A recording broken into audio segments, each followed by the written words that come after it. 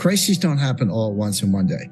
They emerge, regulators deal with them, the other new investors come in, they go, it's all good, we got this under control, and then there's a quiet period, and then they just pop back up again. It's because they were never fixed in the first place. Let me explain why the banking crisis is not over.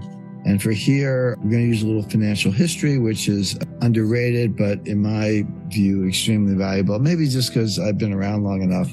I'm kind of a magnet for trouble when it comes to this. My first banking crisis was the Herstatt Bank in Germany in 1974.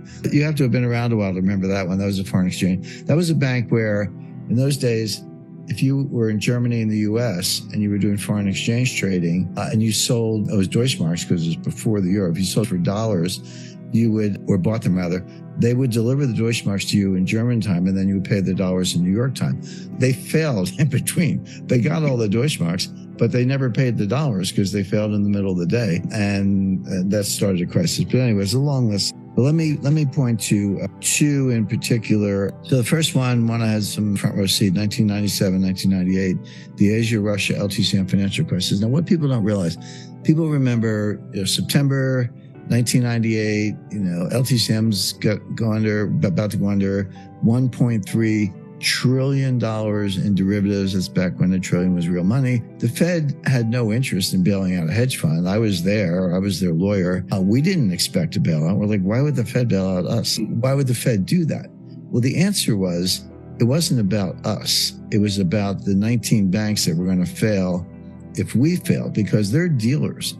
So if they sell us, $1.3 trillion of derivatives, which they did, they buy them from the other side.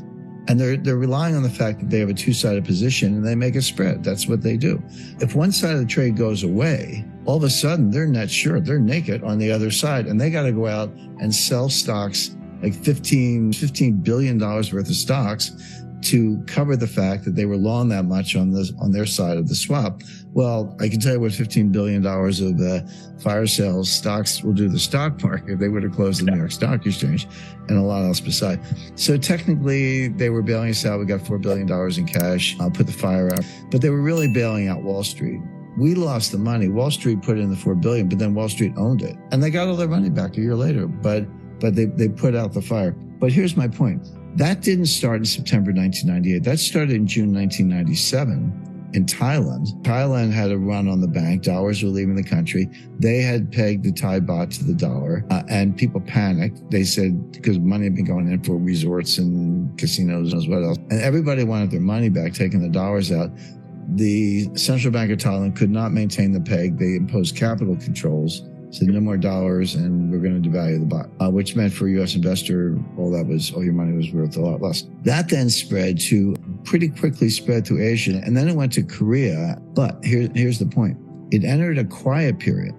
In December, January, February, things calmed down, and everyone said, it's okay. And by the long-term capital was fine. At the time, we were like looking into Asia for investment opportunities. But then it came back in April in a small way, because Sandy Weil was he was merging Citi and Travel.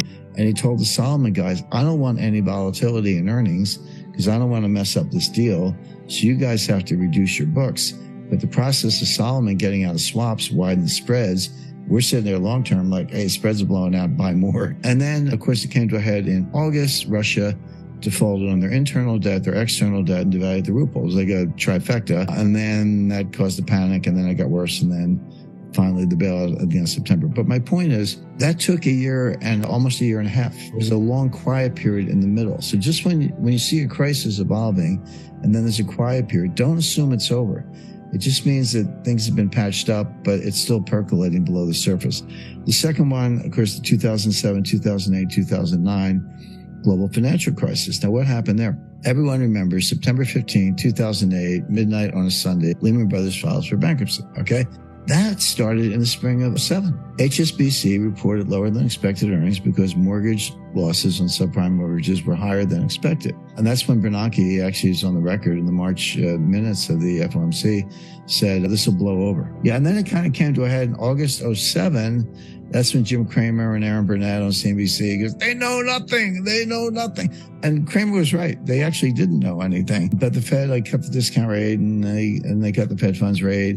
And then September, you remember all that, September 7, Hank Paulson's Treasury Secretary, he announced the Super Civ, special investment vehicle that was going to buy all the credit card receivables from all the banks with government money and then put them into a fund and work them out and all this stuff, which never happened, by the way. It was a dumb idea, but it never happened. But then in December 2007 into January 2008, what happened? The sovereign wealth funds bailed out the U.S. banking system. Abu Dhabi, and they were capped at 10%, but Abu Dhabi bought 10% of Citi, Temasek in Singapore bought, I think, 10% of the Morgan Stanley Kuwait Investment Fund. One by one, those sovereign wealth funds bailed out the U.S. banking system.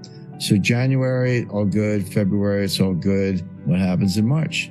Bear Stearns blows up because it wasn't all good. That was the point. By the way, if you ever see a CEO saying it's all good, get your money out then. It's not that they're lying. It's just that they don't realize how quickly things can change. So then, so March, Bear Stearns blows up. What happens in June? Fannie Mae.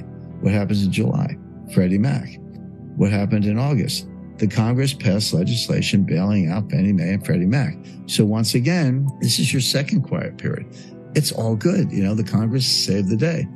Even though Bear Stearns, Fannie and Freddie had just blown up, the Congress in theory bailed them out and it was all good. And that lasted about a month. And then September, here comes Lehman. So my point is financial crisis can have one or more quiet periods. In fact, they usually do. Everyone remembers that when the Krakatoa erupted, but they don't know when the shaking began. They forget that these things usually have a year or longer. So if that's the case, and it is the case, those are just the facts, what should we say about the 2023 banking crisis? Well, we had this again, March 9th, March 10th, March 12th, March 19th, May 1st, this sequence of failures, big ones, including Credit Suisse, we're in the quiet phase. Everyone thinks it's all good. So let's put a finer point on that, and I'll go through this quickly. Downward sloping yield curves. Now that, yield curve is just the x-axis are the maturities, the y-axis is the interest rates. Yield curves are supposed to be upward sloping. So the longer the maturity, the more interest you're supposed to get. If I'm lending to you for 1 month, I want a certain rate. If I'm lending to you for 10 years, I want a higher rate because I'm taking more risk, more bad things can happen. Well, the yield curves are actually going down. What does that mean? It means that the big money, the wholesale money, expects a recession, maybe a financial crisis, and they think interest rates are going to drop like a rock. So why would I take less on my 10-year note than on my 1-month treasury bill? Well, the answer is I think that 4% on the 10-year treasury note is going to look pretty sweet when rates hit 2%. So that's what the market is betting. So it goes back to collateral shortage, bill shortage, dollar shortage, shrinking balance sheets, liquidity. There's a whole global liquidity